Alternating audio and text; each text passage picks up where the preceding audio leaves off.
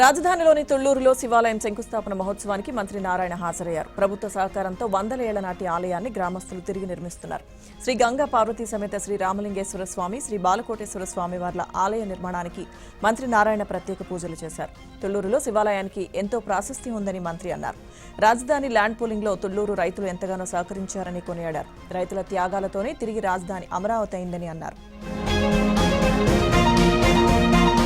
పోలవరం జిల్లా సీతానగరంలో మంత్రి నిమ్మల రామానాయుడు పర్యటించారు. పుష్కర ఎత్తిపోతల పథకం పైప్లైన్ పనులను పరిశీలించారు. వైసీపీ హయాంలో ఉత్తరాంధ్రకు సాగు, తాగునీరు అందించే పోలవరం ఎడమ కాలువ పనుల్లో తట్టమట్టి పని కూడా జరగలేదని విమర్శించారు. కూటమి ప్రభుత్వం అధికారంలోకి వచ్చాక 2 ఏళ్లలోనే 1800 కోట్ల రూపాయలు ఖర్చు చేసిందన్నారు. పోలవరం ప్రాజెక్టుకు కేంద్రం ఇచ్చిన 3850 కోట్ల నిధులను అటు నిర్వాసితులకు, ఇటు ప్రాజెక్టు పనులకు ఖర్చు చేయకుండా వైసీపీ దారి మళ్లించిందని ఆరోపించారు.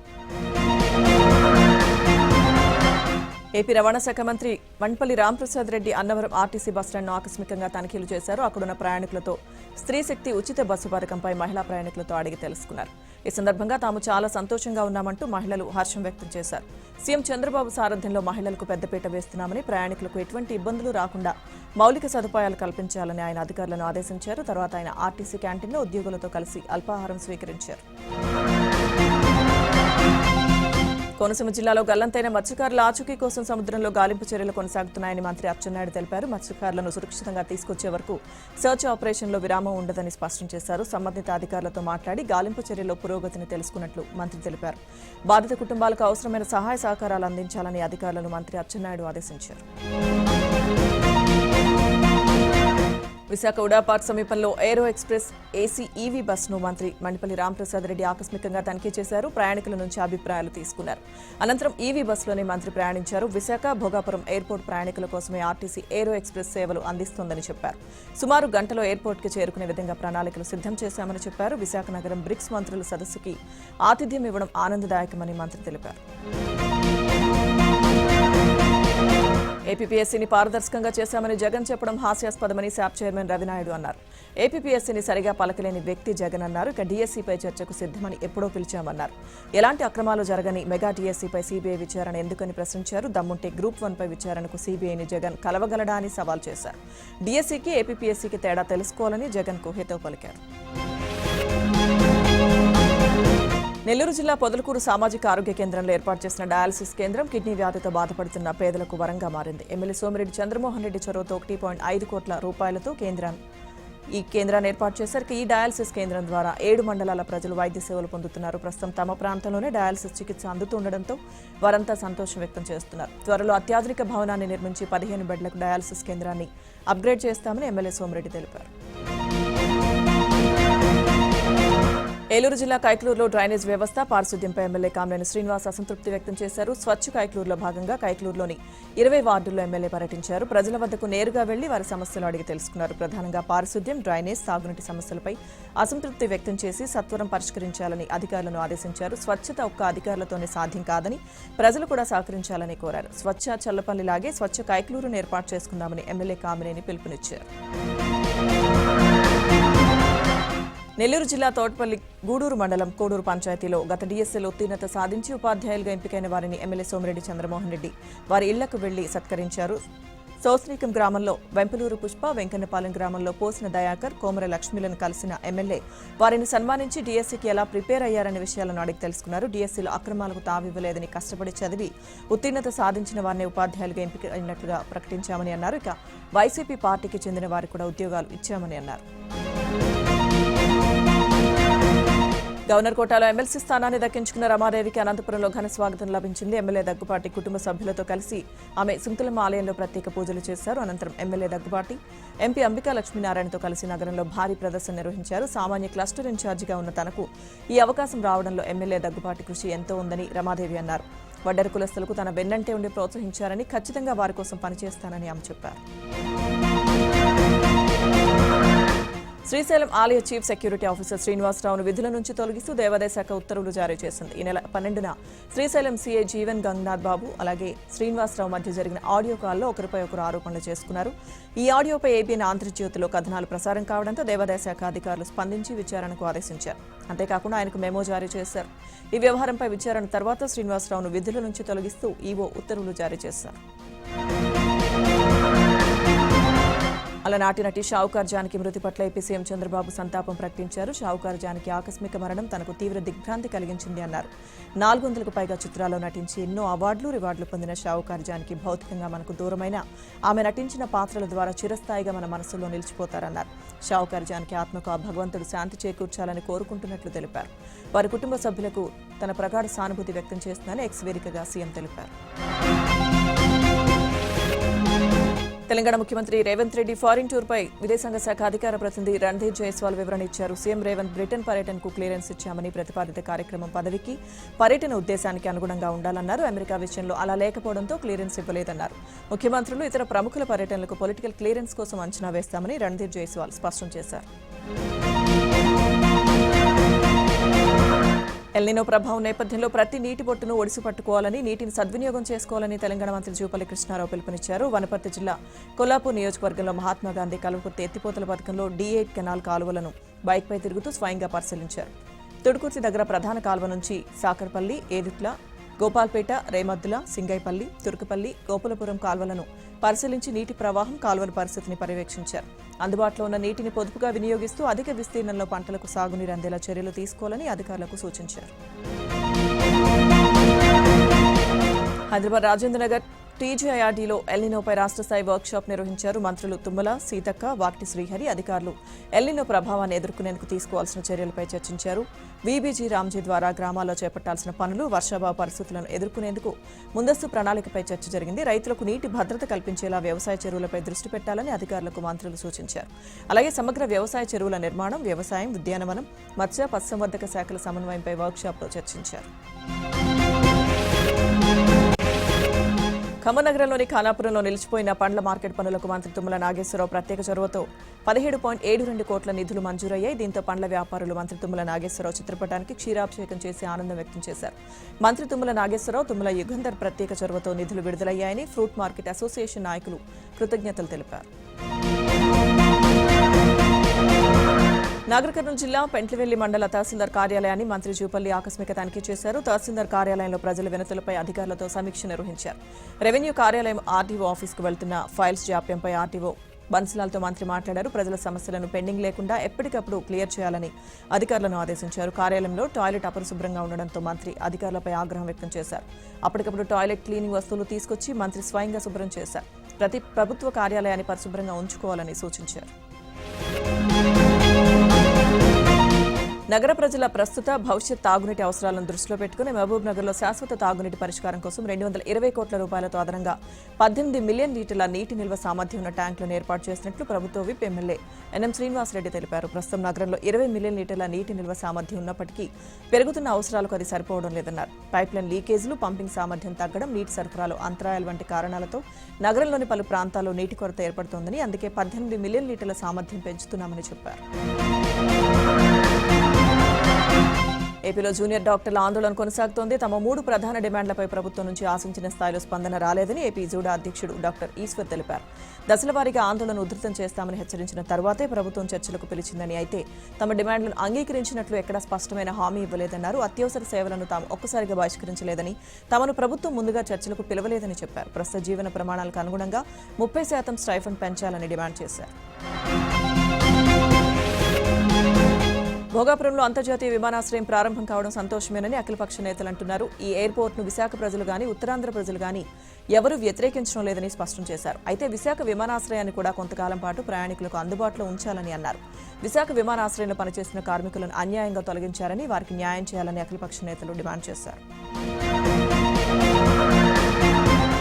హైదరాబాద్లో జగన్ పర్యటన వేళ వైసీపీ కార్యకర్తలు, అభిమానులు భారీ ర్యాలీ నిర్వహించారు. బేగంపేట విమానాశ్రయంలో జగన్ కు స్వాగతం పలికిన కార్యకర్తలు అక్కడి నుంచి కార్లు, బైక్లతో ర్యాలీ నిర్వహించారు.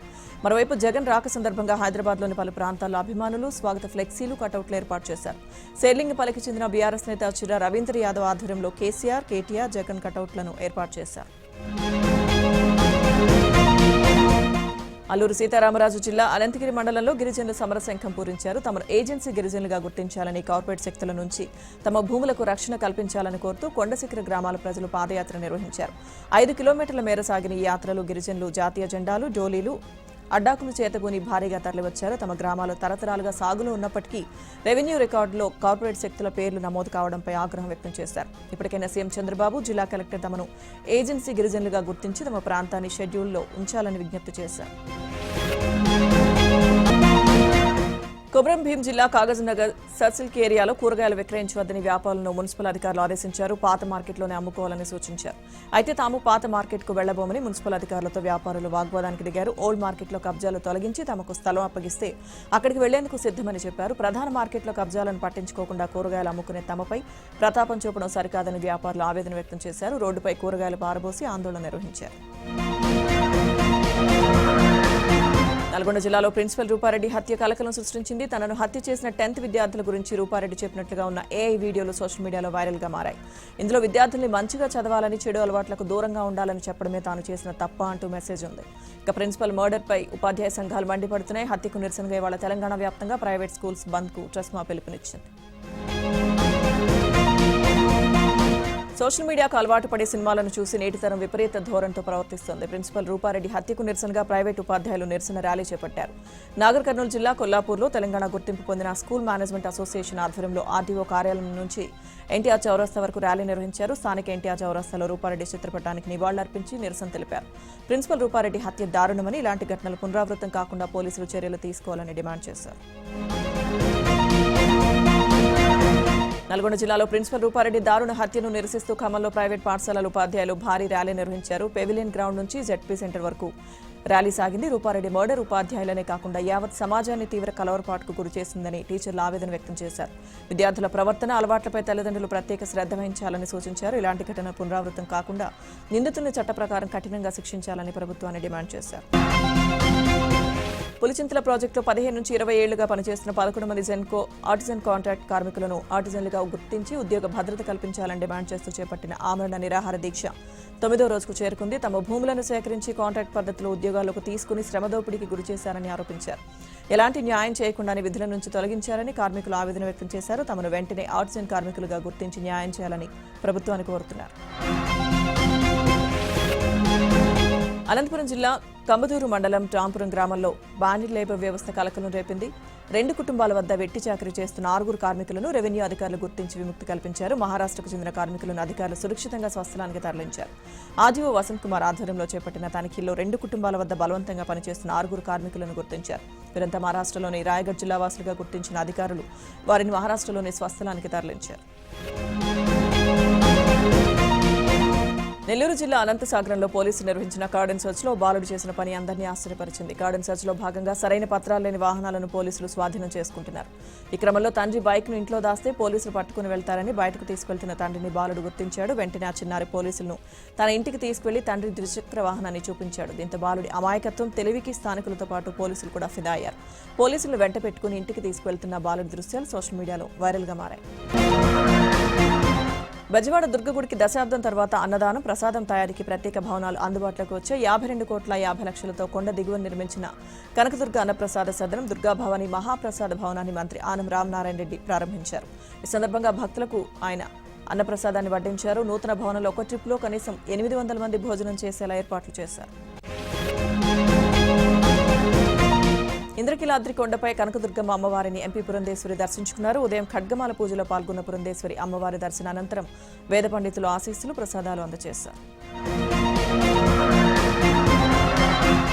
వరలక్ష్మి వ్రతం అనగానే సాధారణంగా బంధువులను, స్నేహితులను పిలుచుకోవడం పరిపాటి. కానీ సమాజం కోసం నిరంతరం శ్రమిస్తూ ప్రజల ఆరోగ్యాన్ని కాపాడుతున్న అంగన్వాడీ ఆశా కార్యకర్తలే నిజమైన లక్ష్మీ స్వరూపులని డాక్టర్ ప్రీతిరెడ్డి చాటి చెప్పారు. హైదరాబాద్ కొంపల్లిలోని తన నివాసంలో డాక్టర్ ప్రీతిరెడ్డి ఆధ్వర్యంలో శ్రీ వరలక్ష్మి పూజ మహోత్సవం అత్యంత వైభవంగా నిర్వహించారు. ఈ మహోత్సవంలో వివిధ పీహెచ్సీల నుంచి విచ్చేసిన 300 మందికి పైగా ఆశా కార్యకర్తలు పాల్గొని పూజలు నిర్వహించారు. ఏలూరు జిల్లా ద్వారకా తిరుమల కుంకుళ్లమ్మ అమ్మవారి ఆలయంలో శ్రావణ శుక్రవారం శోభ సంతరించుకుంది. ఇవాళ వరలక్ష్మి వ్రతం సందర్భంగా అమ్మవారిని దర్శించుకునేందుకు ఆలయానికి భక్తులు పెద్ద ఎత్తున విచ్చేశారు. శాకంబరిదేవి అలంకరణలో కుంకుళ్లమ్మ అమ్మవారు భక్తులకు దర్శనమిచ్చారు. అమ్మవారికి అర్చకులు పంచహారతులు సమర్పించి ప్రత్యేక పూజలు నిర్వహించారు. ఈ సందర్భంగా ఆలయంలో చండీ హోమం, ప్రత్యేక కుంకుమార్చనలు జరిపారు. ఆలయంలో జరిగిన కార్యక్రమాల్లో మహిళలు అత్యంత భక్తి శ్రద్ధలతో పాల్గొని అమ్మవారికి మొక్కుబడులు చెల్లించుకున్నారు. తిరుపతి తాతయ్యగుంట గంగమ్మ ఆలయంలో శ్రావణ వరలక్ష్మి వ్రతం వేడుకలు ఘనంగా జరిగాయి. తాతయ్యగుంట గంగమ్మ ఆలయంలో సామూహిక వరలక్ష్మి వ్రత మహోత్సవం అత్యంత భక్తి శ్రద్ధలతో నిర్వహించారు. సామూహిక వ్రతాల్లో పెద్ద సంఖ్యలో పాల్గొన్న మహిళా భక్తులు సంప్రదాయబద్ధంగా పూజలు నిర్వహించి ముత్తైదులకు తాంబూలాలు అందజేసుకున్నారు. అమ్మవారి దివ్యమంగళ రూపాన్ని దర్శించుకోవడానికి తిరుపతితో పాటు చుట్టుపక్కల ప్రాంతాల నుంచి భక్తులు భారీగా తరలివచ్చారు. రంగారెడ్డి జిల్లా ఇంజాపూర్ పరిధిలో ఉన్న 25 కాలనీల బంజారా కుటుంబ సభ్యులందరూ కలిసి తీజ్ పండుగకు ఏర్పాట్లు చేస్తున్నారు. 22వ తేదీ నుంచి 30 వరకు 9 రోజుల పాటు తీజ్ పండుగను ఇంజాపూర్ బంజారా కమ్యూనిటీ స్థలంలో నిర్వహిస్తున్నట్లుగా నిర్వాహకులు తెలిపారు. ఈ కార్యక్రమంలో 9 రోజులు వివిధ సంస్కృతి సంప్రదాయాలు భవిష్యత్ తరాలకు తెలిసే విధంగా భారీ ఎత్తున నిర్వహించనున్నట్లు తెలిపారు. తిరుమల భక్తుల భద్రత దృష్ట్యా రోబో డాగ్ వినియోగంపై టీటీడీ ప్రయోగాత్మకంగా పరిశీలన జరిపింది. నడకదారిలో ఘాట్ రోడ్లో వన్యప్రాణుల కదలికలను పర్యవేక్షించడానికి ఈ సాంకేతిక పరిజ్ఞానాన్ని వినియోగించే దిశగా టీటీడీ చర్యలు చేపడుతోంది. ఈ టెక్నాలజీతో చీకటి పొగ మంచులో వన్యప్రాణుల కదలికలను స్పష్టంగా గుర్తించవచ్చని ఆలయ అధికారులు తెలిపారు. అలిపిరి కాలిబాటకు ఆనుకుని ఉన్న అటవీ ప్రాంతంలో చిరుతల సంచారాన్ని ముందుగానే గుర్తించి భక్తులను అప్రమత్తం చేయడంతో పాటు భద్రతా సిబ్బంది వేగంగా స్పందించేందుకు ఈ సాంకేతిక పరిజ్ఞానం ఉపయోగపడుతుందని టీటీడీ అధికారులు అభిప్రాయపడుతున్నారు. సంగీత దర్శకుడు మణిశర్మ, తమిళ నటుడు సూరి తిరుమల శ్రీనివాసును దర్శించుకున్నారు. శ్రీవారి దర్శనార్థం కుటుంబ సభ్యులతో కలిసి తిరుమల చేరుకున్న వీరు వీఐపీ బ్రేక్ దర్శన సమయంలో స్వామివారిని దర్శించుకుని శ్రీవారి తీర్థ ప్రసాదాలు స్వీకరించారు. కుమరం భీం ఆసిఫాబాద్ జిల్లాలో పెద్దపులి ప్రజలకు కంటి మీద కునుకు లేకుండా చేస్తోంది. కౌటాల, సిర్పూర్, చింతల మానేపల్లి మండలాల పరిధిలో పెద్దపులి సంచరిస్తున్నట్లు తెలియడంతో ప్రజలు భయాందోళనకు గురవుతున్నారు. పొలాలకు వెళ్లిన రైతులకు పాదముద్రలు కనిపించడంతో హడలిపోతున్నారు. ఆయా గ్రామాల్లో డప్పు చాటింపులు, మైక్లతో హెచ్చరికలు జారీ చేస్తూ ప్రజలకు అవగాహన కల్పిస్తున్నారు. పులి పాదముద్రలు కనిపించినా, ఇతర ఆనవాళ్లు కనిపించినా వెంటనే అటవీ శాఖ అధికారులకు తెలియజేయాలని సూచిస్తున్నారు. పెద్దపులి అలజడి నేపథ్యంలో కుమ్రం భీం జిల్లా సిర్పూర్ రేంజ్ అటవీ ప్రాంతంలో రాకపోకలు అధికారులు నిషేధించారు. ప్రజలెవరూ అటవీ ప్రాంతంలోకి రాకుండా సిబ్బందితో గస్తీ నిర్వహిస్తున్నారు. మరోవైపు ఇటిక్యాల్ పహాడ్ అటవీ ప్రాంతంలో పులి దాడిలో లేగదూడ చనిపోయింది. దీంతో ఆయా గ్రామాల ప్రజలు ఆందోళన చెందుతున్నారు. పంట చేలు, గ్రామాల సమీపంలో పులి సంచరిస్తున్న నేపథ్యంలో అటవీ అధికారులు అలర్ట్ అయ్యారు. అనుమతి లేకుండా అటవీ ప్రాంతంలోకి ప్రవేశిస్తే వన్యప్రాణి సంరక్షణ చట్టం 1972 ప్రకారం కఠిన చర్యలు తీసుకుంటామని హెచ్చరించారు. వర్షం కోసం గాడిదలకు పెళ్లి చేసిన వింత ఘటన అనంతపురం జిల్లా బెళగుప్పదండాలో జరిగింది. వర్షాలు లేక రైతులు తీవ్ర ఇబ్బందులు ఎదుర్కొంటున్నారు. దీంతో హిందూ సంప్రదాయ పద్ధతిలో గ్రామస్తులు గాడిదలకు ఘనంగా పెళ్లి చేసి ఊరేగించారు. గ్రామంలో సమృద్ధిగా వర్షాలు కురవాలని వరుణదేవుణ్ణి వేడుకున్నారు. కుకట్పల్లి వై జంక్షన్లోని కేకేఆర్ కమర్షియల్ భవనం 7వ అంతస్తులో అగ్ని ప్రమాదం జరిగింది. 7వ అంతస్తులోని అర్బన్ కంపెనీలో షార్ట్ సర్క్యూట్ వల్ల మంటలు చెలరేగాయి. దీంతో కార్యాలయం నుంచి సిబ్బంది బయటకు పరుగులు తీశారు. సిబ్బంది అప్రమత్తతో ప్రమాదం తప్పింది. అగ్నిమాపక సిబ్బంది సంఘటనా స్థలానికి చేరుకుని మంటలను అదుపు చేశారు. మంచిర్యాల జిల్లాలో సీఎంఆర్ బకాయిలు పడ్డ రైస్ మిల్లులను అధికారులు సీజ్ చేశారు. చెన్నూరు మండలంలో 2 రైస్ మిల్లుల్లో విజిలెన్స్, సివిల్ సప్లై అధికారులు సోదాలు నిర్వహించారు. కత్తిరిసాల గ్రామంలోని శ్రీరాజరాజేశ్వర మోడర్న్ రైస్ మిల్లో తనిఖీలు చేయగా 11,000 క్వింటాల ధాన్యం నిల్వలు కనిపించలేదు. ఆ ధాన్యాన్ని మిల్లు యజమాని బయట అమ్ముకున్నట్లుగా అధికారులు గుర్తించారు. 2 కోట్ల రూపాయలు బాకీ ఉన్నట్లు తేల్చారు. రైస్ మిల్ సీజ్ చేయడంతో పాటు మిల్లు యజమాని దామోదర్ను అదుపులోకి తీసుకున్నారు. మంచిర్యాల జిల్లా జొన్నారం మండలం లింగాయపల్లి పంచాయతీ కార్యదర్శి వరలక్ష్మి ఏసీబీకి చిక్కారు. గ్రామంలో ఒక ఇంటి నిర్మాణానికి అనుమతి ఇచ్చేందుకు కార్యదర్శి వరలక్ష్మి డబ్బులు డిమాండ్ చేశారు. దీంతో బాధితుడు ఏసీబీకి ఫిర్యాదు చేశాడు. ఈ క్రమంలో పంచాయతీ కార్యాలయంలో ఆమె 13,000 తీసుకుంటుండగా ఏసీబీ అధికారులు రెడ్ హ్యాండెడ్గా పట్టుకున్నారు. కోనసీమ జిల్లా రామచంద్రపురం ఆర్టీసీ డిపోలో భారీ కుంభకోణం వెలుగు చూసింది. సుమారు 30 లక్షల రూపాయల నగదు గల్లంతైనట్లు విజిలెన్స్ అధికారులు గుర్తించారు. ఆర్టీసీ డిపోలో పనిచేస్తున్న ఏపీకే రావు 2 ఏళ్లుగా స్కామ్కు పాల్పడుతున్నట్లుగా నిర్ధారించారు. రోజుకి 10 మంది డ్రైవర్లు డ్యూటీ చేస్తే మరో 5 డ్రైవర్లు డ్యూటీ చేసినట్లు రికార్డ్స్లో రాసి ఆ 5 డ్రైవర్ డబ్బులను కాజేసినట్లుగా ప్రాథమిక విచారణలో తేలింది. వ్యవహారం బయటపడడంతో నిందితుడు పరారయ్యాడు. ఏపీకే రావుపై డిపో మేనేజర్ మూర్తి పోలీసులకు ఫిర్యాదు చేశారు. మంచిర్యాల జిల్లాలో డ్రోన్ సహాయంతో పోలీసులు పెట్రోలింగ్ చేపట్టారు. బహిరంగ ప్రదేశాల్లో అసాంఘిక కార్యకలాపాలకు పాల్పడే వారిపై చర్యలు తీసుకుంటున్నారు. శ్రీరాంపూర్ ప్రగతి స్టేడియం పరిసరాలతో పాటు అరుణక్క నగర్, హైవే ప్రాంతాల్లో డ్రోన్ ద్వారా పోలీసులు కెమెరాలతో నిఘా పెట్టారు. ఇక బహిరంగ ప్రదేశాల్లో మద్యం సేవిస్తున్న 3 గుర్తించి వారిపై కేసులు నమోదు చేశారు. పోలీసులు డ్రోన్ కెమెరాలతో నిఘా పెంచడంతో మందుబాబులు భయపడుతున్నారు. వృద్ధ మహిళలను లక్ష్యంగా చేసుకుని చైన్ స్నాచింగ్లకు పాల్పడుతున్న 2 ఎయిర్పేడ్ పోలీసులు అరెస్ట్ చేసినట్లు క్రైమ్ అడిషనల్ ఎస్పీ శ్రీనివాసులు తెలిపారు. విజయరాజ్, డేవిడ్ కుమార్ను అదుపులోకి తీసుకున్నారని అన్నారు. 2024 నుంచి జరిగిన 5 స్నాచింగ్ కేసులకు సంబంధించి 67 గ్రాముల బంగారు ఆభరణాలు, నేరాలకు ఉపయోగించిన ద్విచక్ర వాహనాన్ని స్వాధీనం చేసుకున్నట్లు తెలిపారు. యువత సోషల్ మీడియా, బెట్టింగ్, విలాస జీవితాల ప్రభావంతో నేరాల వైపు వెళ్లకుండా తల్లిదండ్రులు వారి కదలికలు, ప్రవర్తనపై దృష్టి పెట్టాలని ఏఎస్పీ సూచించారు. సూర్యాపేట జిల్లా కోదాడలో కొంతకాలం క్రితం జరిగిన పశువుల అక్రమ రవాణా కేసు మరోసారి తెరపైకి వచ్చింది. నిందితులను కాపాడుతామంటూ ఏకంగా 18 లక్షల రూపాయలు వసూలు చేయడంపై పెను దుమారం చెలరేగింది. పోలీసులకు డబ్బులు ఇచ్చినట్టు చెబుతున్న ఒక రాజకీయ నాయకుడి ఆడియో క్లిప్ సామాజిక మాధ్యమాల్లో వైరల్ కావడంతో స్థానికంగా తీవ్ర చర్చనీయాంశమైంది. కాగా గతేడాది చిలుకూరు, అనంతగిరిలో బర్రెలను అపహరించి విక్రయిస్తున్న ముఠా పోలీసులకు చిక్కింది. అయితే నిందితులు జైలుకు వెళ్లకుండా ఉండేందుకు ఓ రాజకీయ నాయకుడు 18 లక్షలు వసూలు చేశాడని బాధితులు ఆరోపిస్తున్నారు. సమగ్ర విచారణ జరిపి బాధితులకు న్యాయం చేయాలని డిమాండ్ చేస్తున్నారు. ఢిల్లీ పార్లమెంట్ స్ట్రీట్ పిఎస్ దగ్గర రాహుల్ గాంధీ నిరసనకు దిగారు. విద్యార్థులపై పెల్లెట్ గన్స్ వినియోగించడంపై పోలీసులకు ఫిర్యాదు చేశారు. జూలై 20న సీజేపీ ఆందోళనలో పెల్లెట్ గన్స్ వినియోగించారని ఆరోపించారు. పోలీస్ స్టేషన్ ముందు కూర్చుని రాహుల్ ధర్నాకు దిగారు. బెంగళూరులో ఇన్కమ్ ట్యాక్స్ అధికారులు భారీగా నగదు పట్టుకున్నారు. బెంగళూరు నుంచి హొసూరు రహదారిలో 9 కోట్లతో కారు వెళ్తున్నట్లు అధికారులకు సమాచారం అందడంతో తనిఖీలు నిర్వహించారు. పట్టుబడ్డ నగదును తూత్తుకుడికి తరలించినట్టుగా ఇన్కమ్ ట్యాక్స్ అధికారులు అనుమానం వ్యక్తం చేస్తున్నారు. సచిన్ అనే వ్యక్తిని అదుపులోకి తీసుకుని విచారణ చేస్తున్నట్లు ఇన్కమ్ ట్యాక్స్ అధికారులు చెబుతున్నారు. అసోం గౌహతిని వరదలు ముంచెత్తాయి. ఎడతెరిపి లేకుండా కురిసిన వర్షాలకు రోడ్లు జలమయమయ్యాయి. దీంతో వాహనదారులు అనేక ఇబ్బందులు పడుతున్నారు. మోకాళ్ల లోతు నీటిలో నడవలేక ప్రజలు అవస్థలు పడుతున్నారు. అటు లోతట్టు ప్రాంతాల్లోని ఇళ్లలోకి వర్షపు నీరు చేరింది. ప్రజలందరూ జాగ్రత్తగా ఉండాలని అధికారులు సూచిస్తున్నారు. మధ్యప్రదేశ్ చిత్రకూట్ను వరదలు ముంచెత్తాయి. ఎడతెరిపి లేకుండా కురిసిన వర్షాలకు రామ్ఘాట్లో మోకాళ్ల లోతు నీళ్లు చేరాయి. రోడ్లు, షాపులోకి వరద నీరు రావడంతో ప్రజలు, వ్యాపారులు అనేక ఇబ్బందులు పడుతున్నారు. బోట్ల ద్వారా ప్రజలను సురక్షిత ప్రాంతాలకు తరలిస్తున్నారు. ఇక లోతట్టు ప్రాంతాలు జలమయం అవ్వడంతో చిత్రకూట్ వాసులు అనేక ఇబ్బందులు పడుతున్నారు. ఇళ్లలోకి నీళ్లు చేరడంతో అవస్థలు పడుతున్నారు. రంగంలోకి దిగిన పోలీసులు, రెస్క్యూ టీం ప్రజల్ని సురక్షిత ప్రాంతాలకు తరలిస్తున్నారు.